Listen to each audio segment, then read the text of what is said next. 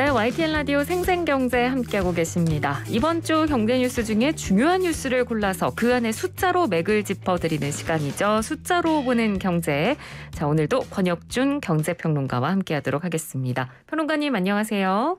네, 안녕하십니까. 네, 오늘 숫자는 4월인데요. 네. 4월에 신청이 마감되는 저소득 가구를 위한 지원 정책에 대해서 오늘 알려주신다고요? 네네.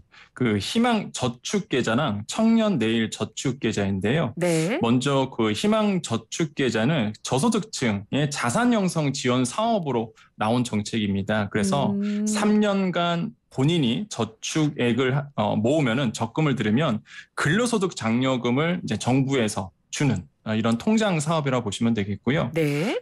두 가지로 좀 나눠져요. 청년 저축 계좌 1이 있습니다. 네. 이거는 이제는 생계의료급여, 그러니까 기준종이소득 40% 이하인 생계의료급여 가구 중에서 본인이 이제 일을 하셔야 돼요. 그래서 근로사업이든 아니면 뭐 근로든 사업소득이 중위소득 24% 이상인 가구. 그러니까 1인 가구로 보면 46만 원 정도, 2인 가구 정도면 78만 원 정도. 그러니까 네. 일을 해야지만 주는 이런 어떤 소득 장려금을 주는 제도다라고 보시면 되겠습니다. 그래서 네. 본인이 내가 이제 적립금을 이제는 본인이 적금을 이제 10만 원 들면요, 정부가 30만 원을 줍니다. 3배를 줘요. 네. 굉장히 좋죠. 그래서 저소득 가구가 이렇게 그 저축을 통해서 말 그대로 자산 형성을 할 수 있도록 도와주는 거라고 이렇게 이해하시면 되겠고요. 네. 지원 요건도 있습니다. 10만 원 이상을 저축을 하셔야 되는데 또한 그 3년간 근로 활동을 하셔야 돼요. 그냥 이거는 이제 자산 형성이잖아요. 그러다 보니까 일을 하지 않으면 사실 이 장려금을 주지는 않습니다. 그래서 네. 아까 최소한으로 중위소득 24% 이상은 소득이 나올 수 있도록 일을 하셔야지만 이 3년간 그래야지만 지원 요건이 되고요. 무엇보다 이게 탈수급을 하셔야 됩니다. 네. 그러니까 생계의료에서 그 탈수급을 해야지만 이 소득장려금을 주다 보니까 사실 저소득 가구 중심에서 이런 탈수급, 그러니까 이게 생계의료에서 벗어나는 거거든요. 이런 것을 이제 벗어나야지만 주다 보니까 조금 좀 걸릴돌이 사실 여기서 있긴 있습니다. 현실적으로 네. 봤을 때.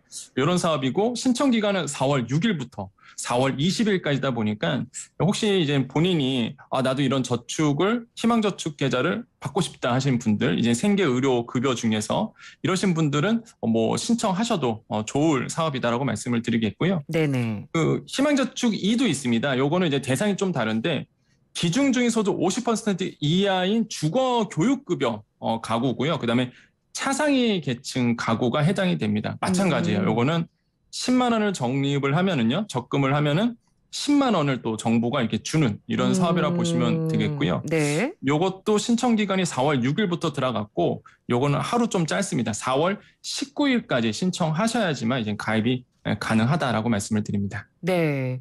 첫 번째로 그러니까 희망 저축 계좌에 대해서 얘기를 해주셨고, 요게 이제 1하고 2로 나뉘는데 이제 맞습니다. 지원 대상이 이제 조금 다르니까 잘 보셔야 될 것 같고요.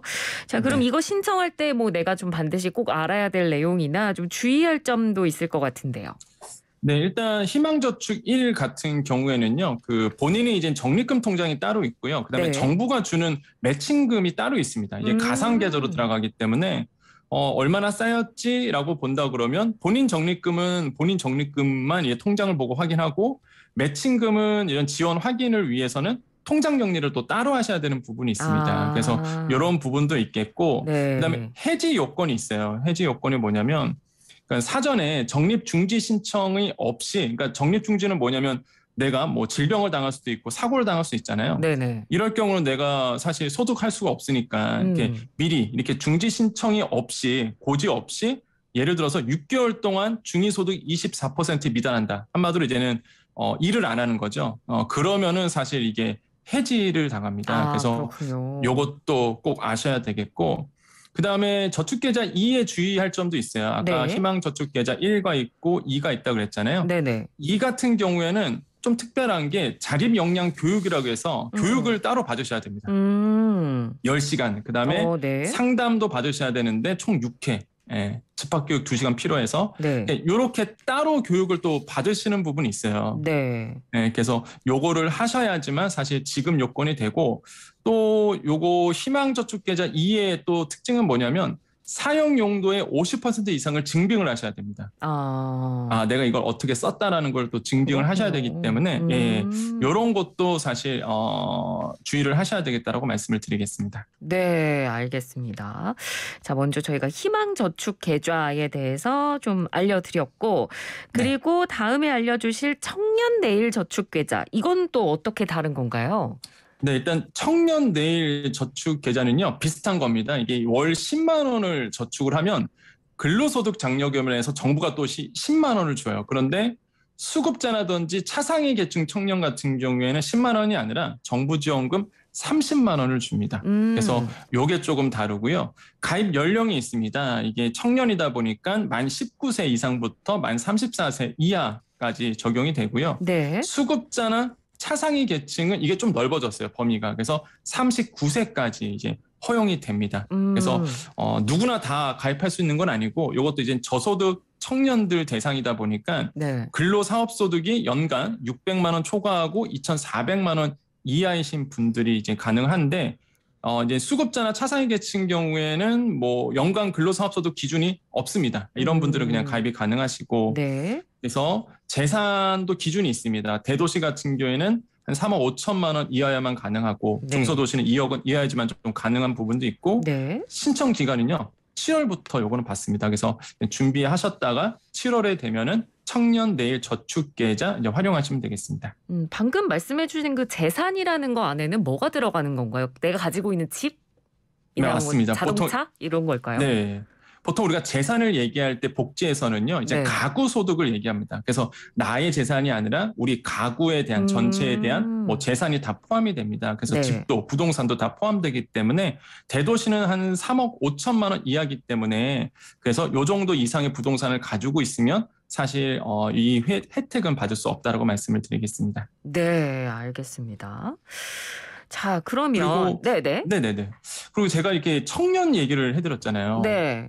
근데 이제 많이들 여기서 물어보시는 게, 그러니까 36살은 이제 청년이냐 아니냐 이런 것도 많이 물어보시거든요. 왜냐하면 이게 청년 지원 정책을 얘기할 때마다 어떤 데는 만 34세를 얘기하고요.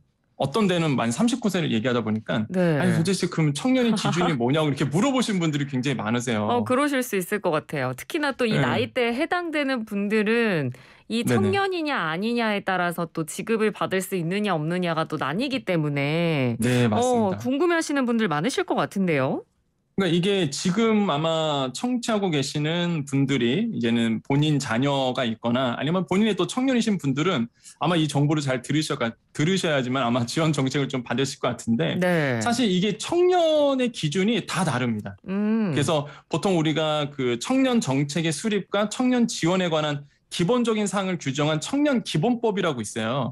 이 청년 기본법에 따르면 청년의 범위를요 만 34세 이하로 규정을 하고 있습니다. 그러니까 이렇게 만 34세 이하는 청년으로 보고 있는데 근데 이게 특별법과 시행령에서는 또 청년의 기준이 다릅니다. 뭐 예를 들어서 청년 고용 촉진 특별법 시행령에 따르면은 이 청년을요 만 29세로 또 정하고 있어요. 또 지방 공기업은 만 34세 이하로 보고 있고요. 또한 중소기업청 창업지원법 시행령에 따르면 또 청년의 기준을 만 39세로 보고 있습니다. 너무 많이 다 다르네요. 보통 우리가 청년 창업자 이런 얘기 하잖아요. 이런 분들은 만 39세이신 거예요. 그러니까. 그래서 이게 만 34세냐, 만 39세냐 또 이렇게 좀 많이 나눠지고요. 또 재밌는 거는 지자체마다 또 다릅니다. 청년의 범위가. 지자체별로도 달라요? 이게 조례에 따라서 다르거든요. 이게 조례를 어떻게 하냐에 따른데 서울, 울산, 세종, 경기는요. 만 15세 이상과 만 29세 이하를 청년으로 적용을 하고 있고요. 부산, 인천, 강원, 충남은 34세까지로 또 청년을 규정하고 있습니다. 근데 젊은 층이 없으신 지역이 있어요. 약간 고령화가 진행되고 있는 지역, 예를 들어서 청년 인구층이 가장 적은 경북, 봉화, 예천군 같은 경우는요. 청년 기본 조례에 따라서 청년을 무려 39세 이하까지도 확장을 하기도 했습니다. 그래서 이게 조례마다 다르다 보니까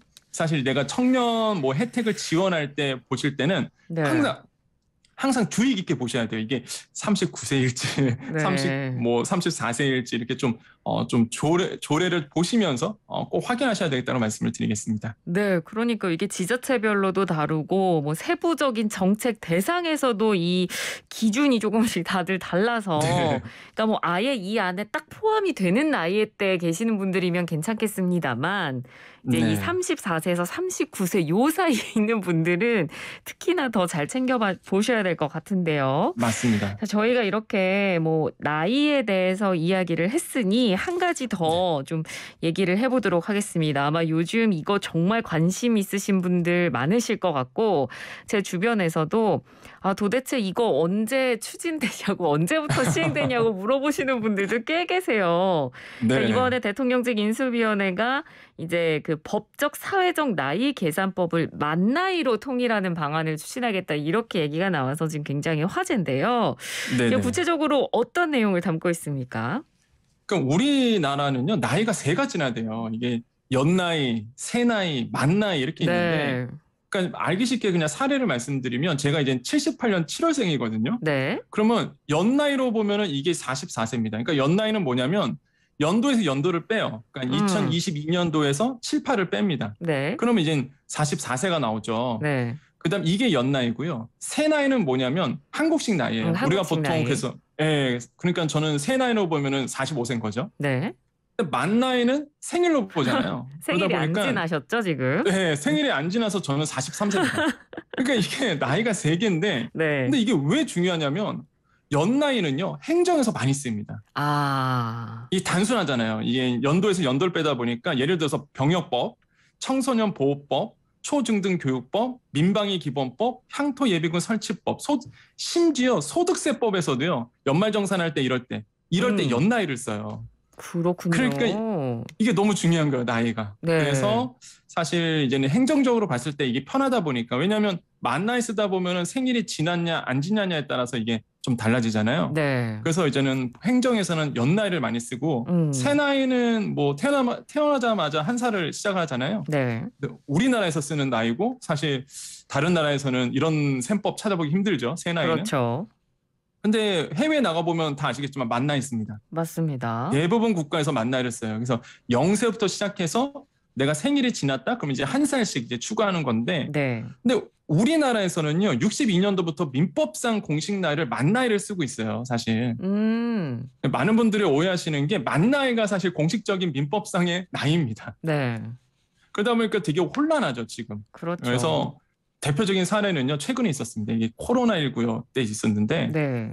코로나19 백신 접종 때 이슈가 됐었던 게 이제는 소아 코로나 백신 접종이었어요. 그래서 이걸 소아의 기준을 만 나이로 적용해야 되느냐 아니면 연 나이를 적용해야 되느냐 이 논란이 굉장히 있었거든요. 네. 왜냐하면 만 나이를 결국에는 이제 결론적으로 말씀드리면 만 나이를 적용했는데 근데 문제가 2010년생이 문제예요. 그러니까 만 12세거든요. 네. 그러면은 성인과 같은 용량을 놓습니다. 근데 생일이 이전인 2010년생이 있잖아요. 아직 만인으로 안 지난 거예요, 이게. 그럼 생일이 안 지난데. 그렇죠. 이분들은 어린이용 백신입니다. 이거 진짜 혼란이 있을 수밖에 없네요. 네, 혼선이 있을 수밖에 없고요. 네. 또 한 가지는 목욕탕 출입 나이죠. 혹시 앵커님은 몇 세를 혹시 이성이죠? 이성 출입인데 몇 세를 데리고 가야지만 이게 합법적인지 혹시 아시나요? 글쎄요. 이제 저도 남자아이를 키우고 있는데 저희 아이는 지금 이제 초등학교 1학년이거든요. 근데 저는 이제 제가 한 번도 저희 아이를 목욕탕에 데려간 적이 없고 항상 아빠가 데리고 가서 저도 좋은 거네요. 확실하게 기준을 말씀을 드리긴 어렵겠습니다. 그냥 제 일단 개인적인 생각으로는 그래도 5살 정도면 아이들이 동성애 목욕탕을 가야 되지 않나라고 저는 어느 정도 생각하고 있었거든요. 정확히 맞추셨습니다. 그런가요? 이게 만 4세예요. 만 4세. 만 4세예요? 네, 그러니까 5세라고 보통 얘기하면 이제는 벌써 연년으로 따지다 보니까 연세로 따지다 보니까 연나이로 따지다 보니까 그런데 그렇게 되면 이제 만 4세가 되는 거죠. 그래서 만 4세로 공중위생관리법 시행규칙이 사실 바뀌었어요. 만 4세로. 그래서 이것도 논란이었어요. 사실 이게 만 5세에서 뭐 연나이 4세로 줄여야 된다 뭐 이런 얘기도 있었다가 결국에는 이제는 만 5세에서 1년 낮춰서 만 4세로 공중위생관리법 시행규칙이 바뀌었습니다. 예. 그래서 목욕탕 출입 나이도 이렇게 굉장히 중요해졌고 네네. 또 임금 피크제 문제도 있었어요. 이것도 이것도 굉장히 문제죠. 이슈였는데 네. 예. 이게 단체 협약에서 이런 있습니다. 56세부터 임금 피크를 적용한다. 그러면 이게 56세로 정했으면 이게 만 55세인지 만 56세인지 그렇죠. 이게 각각 다른 거예요. 해석이. 그렇겠네요.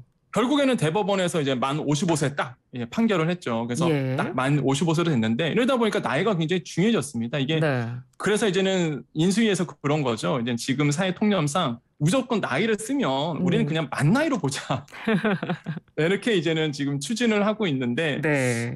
이제는 뭐 사회적 합의가 좀 필요한 부분이다 보니까 과연 어떻게 진행될지 좀 지켜보셔야 되겠습니다. 예, 맞습니다. 뭐 이제 나이가 어려진다고 해서 좋아하시는 분들도 굉장히 많으시긴 네. 하겠습니다만 이게 워낙 우리나라에서 오랫동안 뿌리 깊게 잡혀 있던 약간 관습 같은 느낌이라 맞습니다. 참 이게 자리 잡히기까지는 좀 시간이 오래 걸리긴 하겠다. 네, 그런 네. 생각이 좀 듭니다. 아무튼 좀 사회 전반적으로 긍정적인 효과로 잘 작용이 됐으면 하는 바람을 또 가져보게 되네요. 네, 맞습니다. 네, 알겠습니다. 오늘 말씀 잘 들었습니다. 고맙습니다. 네, 감사합니다. 네, 지금까지 숫자로 푸는 경제 권혁중 경제평론가였습니다.